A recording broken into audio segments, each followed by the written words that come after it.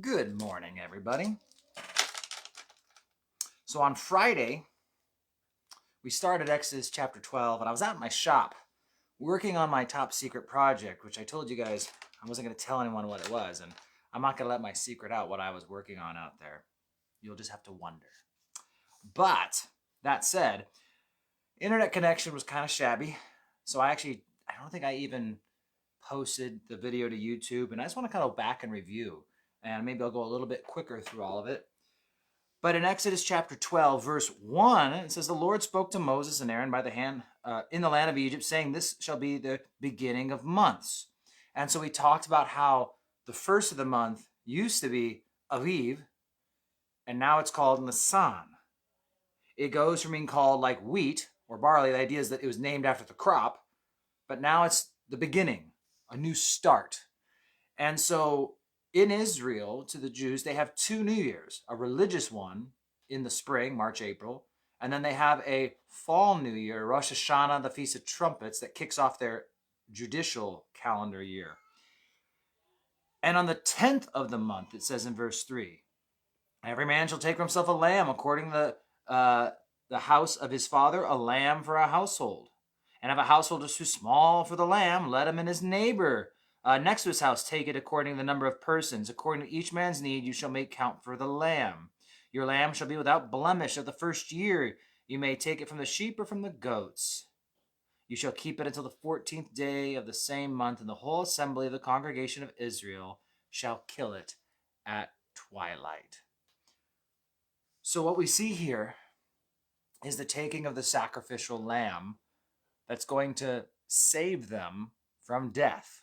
It's going to save them from the angel of death coming and killing the firstborn. And of course, throughout all of this is a beautiful type of Christ, the Lamb of God who comes to take away the sins of the world. The 10th day is when you get the lamb. The 14th day is when you slay the lamb. When Jesus came into Jerusalem on the donkey, it was on the 10th of Nisan. On the 10th of Nisan, he rides in. On the 14th of Nisan is when he was killed. There's some debate on little things, but I kind of side with John's gospel and Josephus and whatnot, that he was slain on the Passover, that when the Passover lambs were being killed at the temple, Christ was being killed there on Calvary. The Passover lambs brought around to the north side of the altar where they would be slain. Jesus brought to the north side of the city and of the temple, there at Golgotha on the north. And so for 4 days, these lambs would stay in people's houses, and they would kind of fellowship with the lamb, and they would examine the lamb, make sure the lamb was fit for sacrifice. And for those 4 days, Jesus was in the temple daily teaching. Pharisees, Sadducees, others coming to question him and try and trick him and trap him. And you'll notice that if a household is too small in verse 4, you see, there was never a lamb that was too small, only a household that's too small. And the idea was that the lamb would be sufficient for this large number.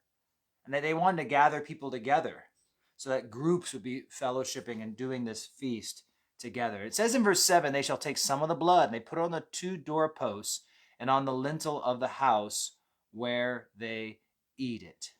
And so they would take it and they would cover the house on the sides and across the top.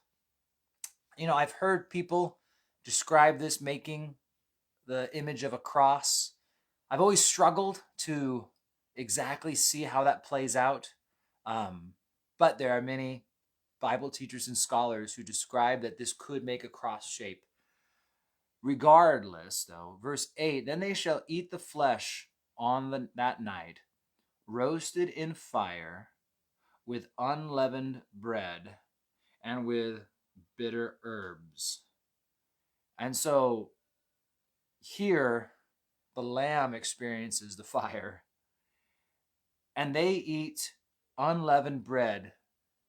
And you know, we look at the Passover celebration today, and they have the matzah, and there's the afikomen, which is this interesting little tradition. And it's funny because it's real. I mean, you can do all the reading and researching you want. Jews today cannot exactly explain how this tradition came to part, but it didn't start till after Christ, that they would take this 3 pouches, and they take the one out of the second pouch and they break it and they hide a little bit of it, and kids have to go find it. And there, if you see this picture of the Trinity and the second person of the Trinity, the Son, him being broken, and there's all these fascinating things.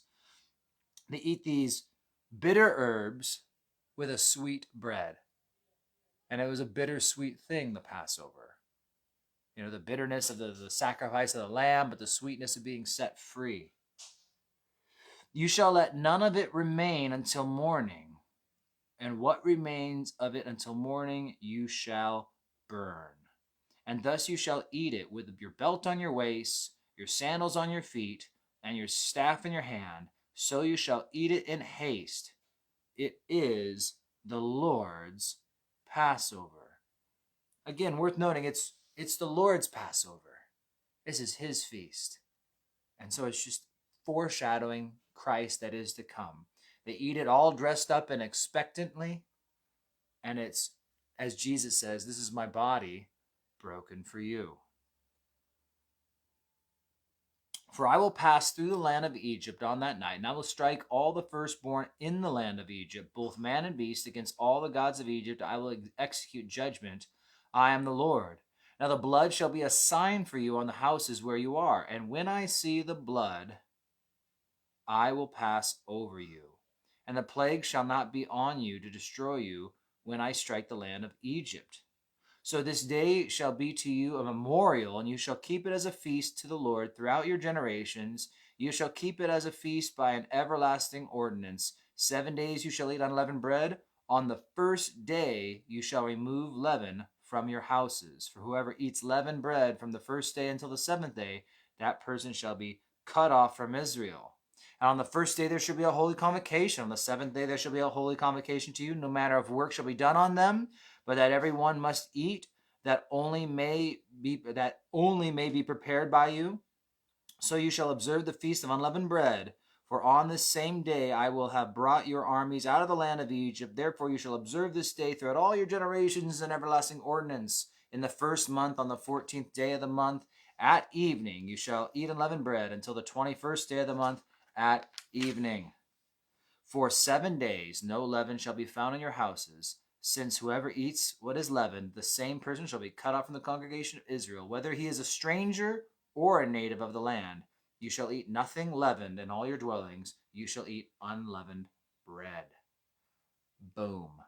All right, so what you see here is shifting from the Passover feast to the Feast of Unleavened Bread. And in the Gospels, they almost talk about them as like, they're very used synonymously. You could talk about the Feast of Unleavened Bread, and you're including the Passover celebration as part of that. You could just talk about celebrating the Passover, and it's implying that the Feast of Unleavened Bread is part of that because it's all in one. And in the middle of it all is the Feast of First Fruits, which we won't read about here. We won't pick that up until Leviticus 23. You can learn about the Feast of First Fruits. But the Feast of First Fruits always fell on the day after Sabbath, the first day of the week, immediately following the Passover. So whether Passover was on a Monday, a Wednesday, or a Friday, the Feast of First Fruits would be during the Feast of Unleavened Bread, because that's a whole week, on the Sunday that followed. So Jesus was resurrected on the Feast of First Fruits. And we see Paul refer to Jesus as the first fruits of the resurrection. I think it's one last thing that's worth noting, and I'm not even going to... there's a lot more to chapter 12 to come. So I'll just stop right here for today. But notice this, that something the Jews got backwards in years to come. I think it's a failure on their part to see what God was trying to tell them. They were to celebrate the Passover, and then from that day forward, remove the leaven from their houses and not eat any leaven. That's what we just read. I don't know if you read differently, but that seems to be the gist of what I just said. On the first day, there should be a holy convocation. No manner of work may be done. right? And you back up. Verse 15. 7 days you shall eat bread. On the first day you shall remove the leaven from your houses. So there's actually a Sabbath on the first day, but you also remove the leaven from your houses. So it's kind of interesting because that's kind of like work.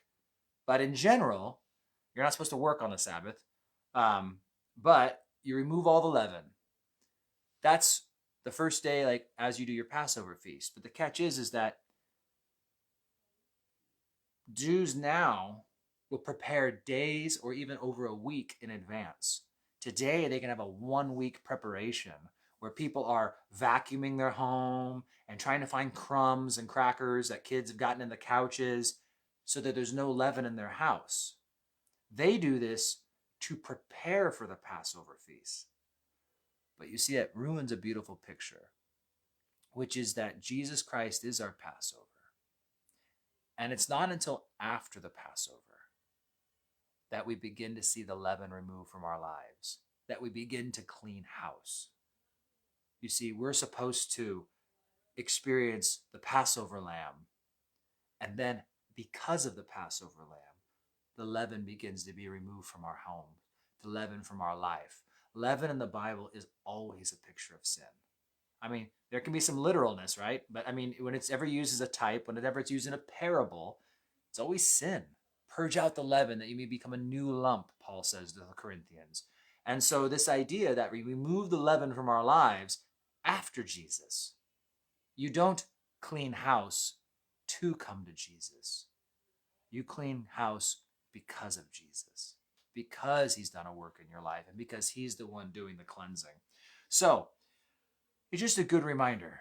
You come to Jesus as you are, and then you change because of what Jesus does. So take that and do as you wish. All right, I gotta go get ready for some other stuff. But you guys have a great day, and I will see you guys tomorrow morning. See ya.